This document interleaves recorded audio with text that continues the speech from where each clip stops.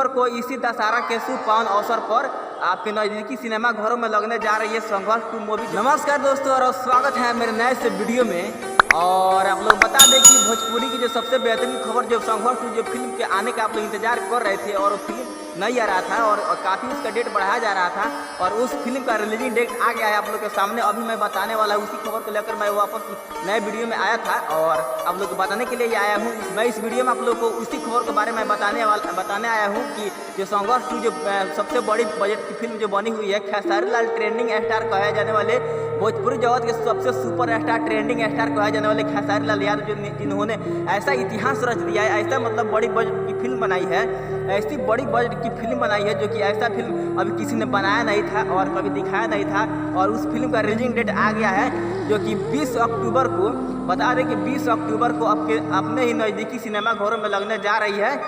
20 जो कि सबसे बड़ी बजट की फिल्म है और खेसारी लाल यादव अपने काबिलियत के दम पर, अपने मेहनत के दम पर बहुत ही मतलब कि बड़ी लेवल की फिल्म बनाई है जो कि आपके नज़दीकी सिनेमा घरों में लगने जा रही है और आपके अपने ही शहर, अपने ही मतलब नज़दीकी सिनेमा घरों में लगेगी और अपना फिल्म देखना आप मत भूलिएगा। और काफ़ी ज़बरदस्त मूवी है, काफ़ी ही बवाल फिल्म है और आप लोग फिल्म को जाकर एक बार देखिए और अपना भर के अपना ढेर सारा दुलार कर लीजिए।